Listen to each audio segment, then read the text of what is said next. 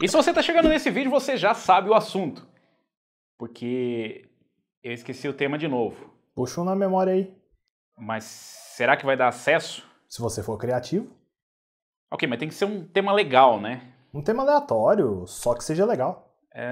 Tá aí, memória, acesso aleatório. É isso, Memória RAM! Tá começando mais um episódio da série sobre memória RAM, patrocinado pela Kingston, onde a gente traz pra você todas as informações que você precisa saber sobre memória RAM. A gente já explicou o básico das memórias, já falamos do show das memórias poderosas, que não é a sigla XMP, mas deveria ser, né? E também já abordamos a questão de timings. Aliás, para você que perdeu o timing, vale a pena conferir os outros vídeos da série. E agora finalmente chegamos na hora da polêmica. A quantidade de memória. Quantos canais? Quais memórias utilizar? Pode misturar memória? E não vale falar, só colocar 64 GB de memória que resolve o problema. Porque aqui nem todo mundo é filho do Elon Musk.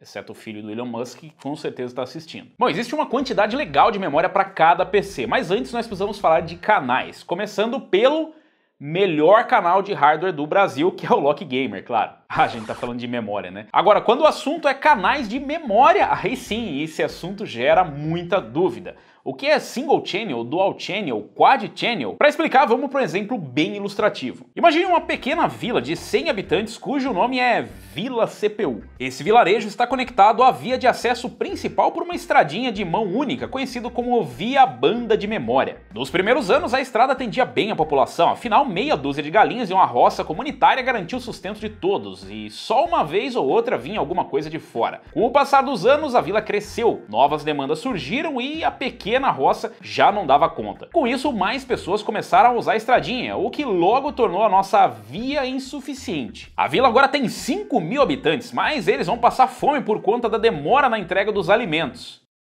Nossa, que situação horrível. Ah, tá, é só um exemplo.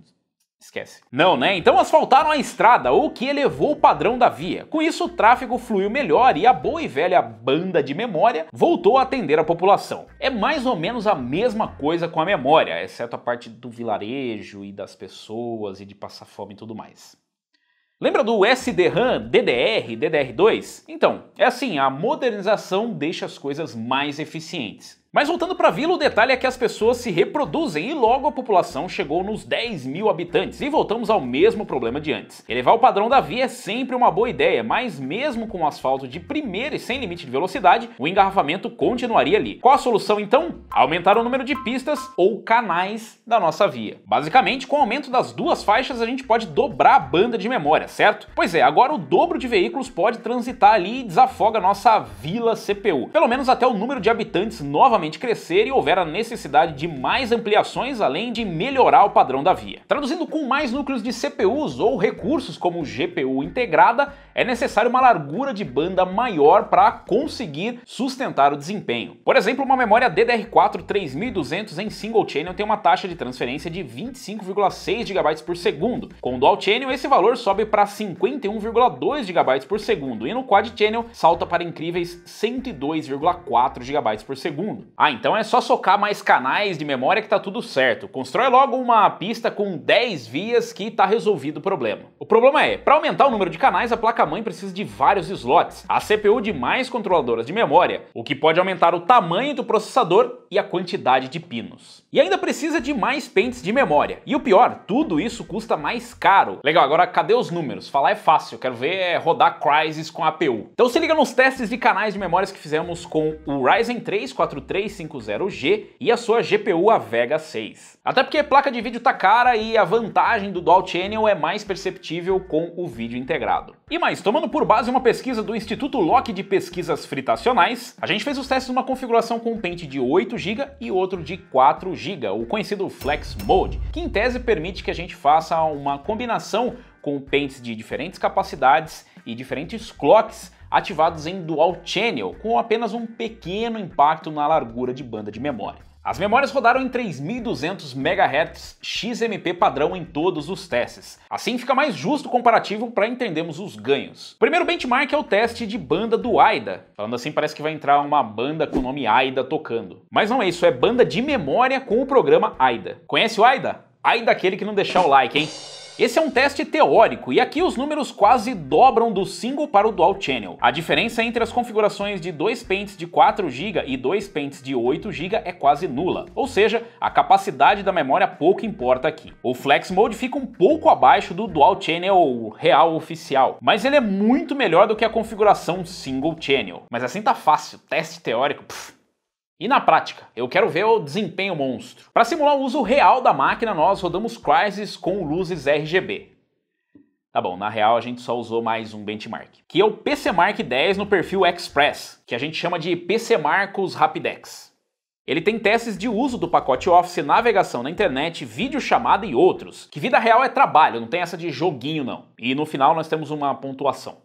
Os números ficaram perto de 5.100 pontos, pontuação que representa quase 60% dos resultados oficiais. Os resultados single channel ficam um pouco abaixo dessa média e dual channel e flex um pouco acima. A verdade é que com esses testes, no dia a dia você não vai perceber uma diferença gigantesca não, exceto se você usa o Google Chrome e roda muitas abas, tipo abrir umas 4 abas ali já dá 16 GB de RAM. Já nos games a diferença é real, como a GPU integrada não possui memória dedicada, ela acaba compartilhando recursos com o CPU, e é aí que a largura de banda faz diferença. Talvez vocês se lembrem das GeForce FX 5200 que tinham versões com memória de 64-bit e 128-bit, e sempre falavam que a placa de 128-bit era melhor, né? Então era por causa da banda de memória disponível ser o dobro em relação à de 64-bit. E sim, passou todo esse tempo e as coisas continuam bem parecidas, exceto o Orkut, se bem que a gente tem o Facebook. Mas vamos de jogo! No CSGO com resolução 720p e nível low no mapa de benchmark na Steam Workshop, a diferença é grande. Enquanto o single channel fica ali na casa dos 120 FPS, o dual channel faz mais de 200 FPS. É um ganho de 70% na média. O flex fica bem próximo do dual channel, perto dos 200 FPS. Já no Shadow of the Tomb Raider, em 1080p low com DirectX 12, os resultados foram parecidos aos do CSGO, mas nesse game com 4 GB de RAM, o jogo travou por falta de memória. Ou seja, aqui a quantidade é mais importante que o resto, pois bem ou mal, com 8 GB em single channel o jogo pelo menos rodou. Então em resumo sim, dá para você misturar memórias de capacidades e de clocks diferentes, elas vão funcionar e normalmente vão ter uma performance muito próxima de um dual channel normal com o Flex Mode. É claro que isso pode variar também de fabricantes e modelos de placas-mãe, pode variar um pouquinho da BIOS, mas no geral você deve ter uma boa performance misturando diferentes pentes, diferentes capacidades e velocidades. E falando em memória vem a questão, qual é a quantidade de memória ideal para o seu PC? Bom, tudo depende do seu uso, mas memória é que nem dinheiro, nunca é demais. E falando em dinheiro, é claro que não tá fácil para ninguém, então 8 GB de memória é a recomendação mínima para 2021-2022. Isso para aplicações leves e para alguns games como eSports. Se você quer curtir os jogos mais recentes com gráficos no máximo, esse mínimo sobe para 16 GB. E se o seu negócio é edição de vídeo em 4K, pode cogitar 32 GB de memória. Mas é bom lembrar que, claro, isso é só uma recomendação e depende do seu uso e também do seu bolso. Mas olha, como diria o tio Ben, aquele tiozinho do Miranha, com grandes capacidades vem grandes velocidades. Aproveitando esse papo de muitos gigabytes, vamos falar de futuro. Ou se você estiver no futuro, vamos falar de presente. Com o lançamento dos processadores Intel Alder Lake, a gente vai ver novas placas-mãe para esses CPUs. E nessas placas, finalmente veremos memórias DDR5 chegando ao consumidor. Pelo menos para o consumidor mais rico, né? Por fora, o DDR5 será bem parecido com o DDR4, já que tem o mesmo número de pinos em cada módulo. Mas olha a pegadinha, eles não serão compatíveis, porque os pinos têm funções diferentes. Achou que ia poder usar a memória atual, né? Achou errado.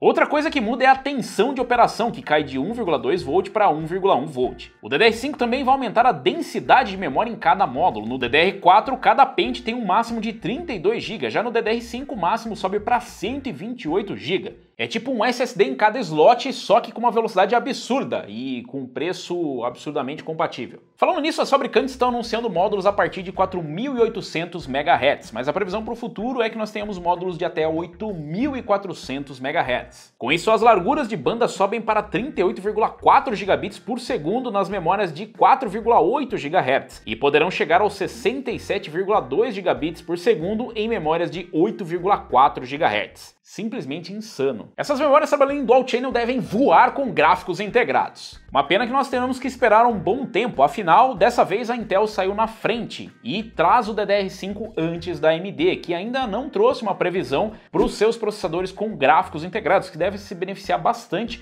da nova largura de banda e dos clocks mais elevados das memórias DDR5. Infelizmente, isso deve ficar lá para 2022 ou 2023. E vocês gostaram do papo? Ansiosos pelo futuro? Deixa aí nos comentários, aproveita e se inscreve no canal para novos conteúdos, principalmente quando chegar a DDR5. Ou se você é do futuro, já chegou a DDR5? Conta para mim do passado o que a gente está achando das memórias DDR5. E falando em memória, para refrescar sua memória, não esquece de deixar o like. Eu vou ficando por aqui, valeu, falou e até a próxima.